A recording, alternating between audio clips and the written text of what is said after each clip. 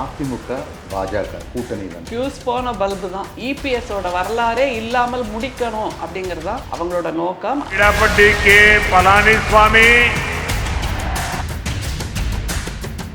அவரை முதல்வராக்கிறதுக்காக அவர் அவ்வளோ கஷ்டப்பட்டு உழைப்பாரு.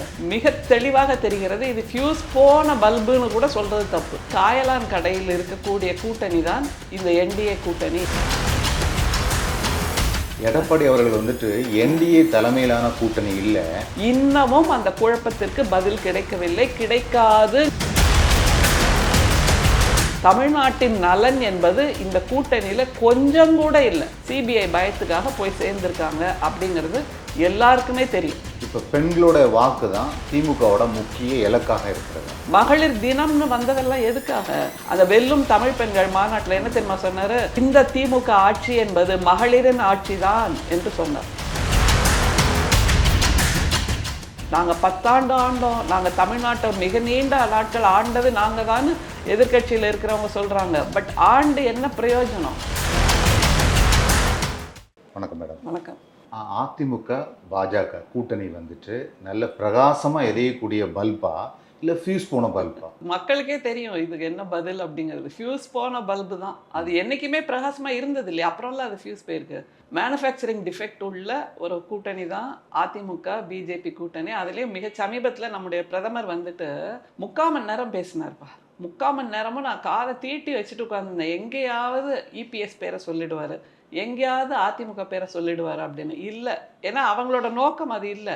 அதிமுகவின் தோளில் ஏறி பயணம் பண்ணி அதை இல்லாமல் ஆக்கணும், அதை குழி தோண்டி புதைக்கணும், இபிஎஸோட வரலாறே இல்லாமல் முடிக்கணும் அப்படிங்கிறது தான் அவங்களோட நோக்கம். அவரை முதல்வராக்கிறதுக்காக அவர் அவ்வளோ கஷ்டப்பட்டு உழைப்பாரு இல்லை. அதனால மிக தெளிவாக தெரிகிறது இது ஃபியூஸ் போன பல்புன்னு கூட சொல்றது தப்பு. அது மேனுஃபேக்சரிங் டிஃபெக்ட், என்றைக்குமே எரிஞ்சது கிடையாது. பொதுவாக இதை நீங்கள் இன்னொரு விதமாகவும் பார்க்கலாம். நம்ம காயலான் கடையெல்லாம் இருக்கும் தெரியுமா? நம்ம வீட்டில் உள்ள ஓட்ட உடசல், இரும்பு, தேவையில்லாத பொருள், எதுக்குமே பயன்படாத ஒரு இதெல்லாம் கொண்டு போய் அங்கே போட்டுருவோம். அந்த மாதிரி காயலான் கடையில் இருக்கக்கூடிய கூட்டணி தான் இந்த என்டிஏ கூட்டணி அப்படிங்கிறத எல்லாரும் புரிஞ்சு வச்சுருக்காங்க. இபிஎஸ்க்கு மட்டும் புரியலைன்னு நினைக்கிறேன். எடப்பாடி அவர்கள் வந்துட்டு என்டிஏ தலைமையிலான கூட்டணி இல்லை, அதிமுக தலைமையிலான கூட்டணி அந்த கூட்டத்தில் பிரதமர் அவர்களை வச்சுட்டே பேசியிருக்கு. இந்த கூட்டணியை எப்போ ஆரம்பிச்சாங்க? ஒரு வருஷம் முன்னாடியே கல்யாணத்துக்கு தேதி குறித்து கல்யாண மண்டபம் பார்த்தாச்சு. அப்புறம் சமையல்காரங்க யாருன்னு ஃபிக்ஸ் பண்ணியாச்சு, யார் மியூசிக் பாட போகிறாங்கன்னு ஃபிக்ஸ் பண்ணியாச்சு. உறவினர்களுக்கெல்லாம் பத்திரிகை அடித்து அனுப்பவும் செஞ்சாச்சு. உறவினர்கள் அந்த அழைப்புதலை பிரித்து பார்க்குறாங்க, மணமக்கள் பேரே காணோம். அப்படிதான் இருந்தது இவங்களோட கூட்டணி. ஒரு வருஷம் முன்னாடியே ஆரம்பித்து இன்னும் உதச்சிட்டு இருக்குல்ல, யாருமே வந்து சேரலை.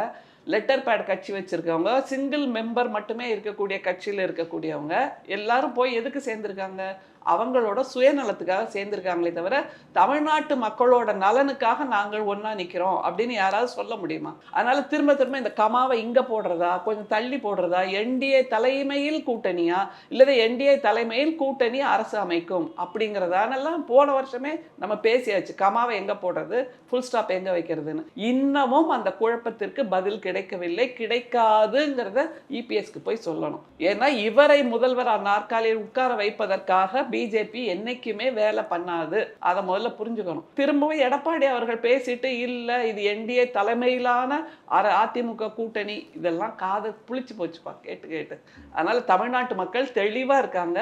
அதை விட தமிழ்நாட்டில் இருக்கக்கூடிய அதிமுக தொண்டர்கள் தெளிவா இருக்காங்க. இந்த கூட்டணியை பார்த்து மனம் வெதும்பி வேதனைப்பட்டு ஆதங்கப்படுறாங்க. புரட்சி தலைவரும் அப்புறம் அம்மையாருமாக சேர்ந்து கட்டமைத்த ஒரு கட்சி, எத்தனையோ கோடி தொண்டர்கள் இருக்கிறதா எப்பவுமே மார்த்தட்டிப்பாங்கல்ல. இன்னைக்கு அந்த தொண்டர்கள்லாம் அற்ற குளத்து அருநீர் பறவை போல வேற கட்சிக்கு பறந்து போயிட்டாங்க. ஏன்னா தமிழ்நாட்டின் நலன் என்பது இந்த கூட்டணியில கொஞ்சம் கூட இல்லை. அப்படி இருந்திருந்தா எத்தனையோ தமிழ்நாட்டு மக்கள் விரோத கொள்கைகளை, திட்டங்களை பிரதமர் அறிவித்த போது என்னைக்காவது லேசாவது முனகினாரா? இபிஎஸ் லேசாவது முனகினாரா? அவர் கேட்டதே இல்லையா அவரோட முனகல் சத்தம்? இது தமிழ்நாட்டு மக்களுக்கு எதிராக இருக்கிறது, எங்களுடைய கொள்கைகளுக்கு எதிராக இருக்கிறது என்னைக்காவது முனகினாரானா? இல்லை. அப்படிங்கிறப்போ இவர் சுயநலத்துக்காக, இடி பயத்துக்காக, ரெய்டு பயத்துக்காக, சிபிஐ பயத்துக்காக போய் சேர்ந்திருக்காங்க அப்படிங்கிறது எல்லாருக்குமே தெரியும். இப்போ பெண்களோட வாக்கு தான் திமுகவோட முக்கிய இலக்காக இருக்கிறதா? நீங்கள் ஏன் இதை இப்படி பார்க்கக்கூடாது? பொலிட்டிக்கல் சயின்ஸ்னு ஒரு பாடம் இருக்குல்ல, அந்த பாடத்துல வெல்ஃபேர் ஸ்டேட் அப்படின்னு பார்த்தீங்கன்னா அதோட டெஃபினிஷன் என்னன்னா, எந்த நாட்டில் பெண்கள் நிம்மதியாக இருக்கிறார்களோ, பெண்கள் வெற்றிகரமாக இருக்கிறார்களோ, பெண்கள் ஆரோக்கியமாக இருக்கிறார்களோ, பெண்கள் உழைக்கிறார்களோ, பெண்கள் உழைப்பதற்கான தளம் அமைக்கப்பட்டிருக்கிறதோ, பெண்கள் சுகாதாரமாக இருக்கிறார்களோ, பெண்கள் கல்வியில் மேலோங்கி இருக்கிறார்களோ, அதுதான் வெல்ஃபேர் ஸ்டேட். ஏனென்றால் பெண்ணிடமிருந்து தான் இத்தனையும் நடைமுறை சாத்தியப்படும். இத்தனை துறைகளும் இத்தனை களங்களும் வெற்றி அடைய முடியும் என்றால் அது பெண்ணில் தான் ஆரம்பிக்கிறது. அதுதான் வெல்ஃபேர் ஸ்டேட். அப்படிங்கும்போது அந்த மாதிரியான ஒரு வெல்ஃபேர் ஸ்டேட்டை தமிழ்நாட்டுக்கு நம்முடைய மாண்புமிகு முதல்வர் அவர்கள் கொடுத்திருக்கிறார். அதனால பெண்களை மையப்படுத்தி ஒரு குடும்பம் வளர்கிறது, குடும்பம் உயர்கிறது என்னும்போது அதனுடைய பலன் எல்லாருக்கும் போய் சேரும். ஒரு ஆணை மையப்படுத்தி செய்யும்போது அதில் நிறைய சுயநலம் இருக்கும். நான் சினிமாக்கு போகணும், நான் என்னுடைய பொழுதுபோக்குக்கு பயன்படுத்தணும். ஆனால் ஒரு பெண்ணிடம் அந்த பணத்தையோ வருமானத்தையோ கொடுத்தால் எனக்கு கூட இல்லைன்னா என் குழந்தைகளுக்கு, அவர்களுடைய கல்விக்கு, அவர்களுடைய மேம்பாட்டுக்கு, அவர்களுடைய கனவை நிறைவேற்றுவதற்காக பயன்படுத்துகிறேன்னு சொல்லக்கூடியவங்க தான் பெண்கள். அதனால தான் காலம் காலமாக யோசிச்சு பாருங்களேன், மகளிர் தினம்னு வந்ததெல்லாம் எதுக்காக? மகளிரை விடுதலை செய்ய வேண்டும், மகளிருக்கு சுதந்திரம் கொடுக்க வேண்டும், மகளிருக்கு வெற்றியை கொடுக்க வேண்டும் என்பதற்காகத்தானே உலகம் இயங்கிட்டு இருக்கு. அப்படியானால் உலகத்தின் அடையாளமாக உலக மகளிர் போராட்டத்தின் வெற்றியை எங்க பார்க்கலாம் இந்தியாவில்னா தமிழ்நாட்டில் பார்க்கலாம். அதை சாத்தியப்படுத்தி இருப்பவர் நம்முடைய முதல்வர். அதனால மகளிர் வெற்றி பெறுகிறார்கள் என்று சொன்னால் அந்த இடத்தில் சுபிட்சம் இருக்கிறது அப்படின்னு அர்த்தம். அதனால மகளிரை மையப்படுத்தி இந்த தமிழ்நாடு அரசு இயங்குகிறதுனா நம்முடைய முதல்வர் மிக சமீபத்தில் டெல்டா மாவட்டத்தில் நடந்த அந்த வெல்லும் தமிழ் பெண்கள் மாநாட்டில் என்ன தெரியுமா சொன்னாரு? இந்த திமுக ஆட்சி என்பது மகளிரின் ஆட்சி தான் என்று சொன்னார். அப்போ எனக்கு தோணின ஒரே விஷயம் இதுதான், வெல்ஃபேர் ஸ்டேட் என்பது மகளிரின் ஆட்சியாகத்தான் இருக்க முடியும். அதைத்தான் நிரூபித்து காட்டியிருக்கிறார், செயலாற்றி காட்டியிருக்கிறார் நம்முடைய முதல்வர். எத்தனை வருஷத்துக்குள்ள? 4.5 வருஷத்துக்குள்ள. அப்படிங்கிறதா மிக முக்கியம். நாங்கள் 10 ஆண்டு ஆண்டோம், நாங்கள் தமிழ்நாட்டை மிக நீண்ட நாட்கள் ஆண்டது நாங்கள் தான் எதிர்கட்சியில் இருக்கிறவங்க சொல்றாங்க. பட் ஆண்டு என்ன பிரயோஜனம்? ஒரு மிகப்பெரிய தாழியை கையில கொண்டு வந்து கொடுத்தா அதை உடைச்சு போட்ட மாதிரி ஆக்கினாங்க. 4.5 வருஷத்துக்குள்ள இந்தியாவை திரும்பி பார்க்கக்கூடிய வெற்றியை பெண்களுக்கும் கொடுத்திருக்கிறார். அதுதான் மிக முக்கியம்.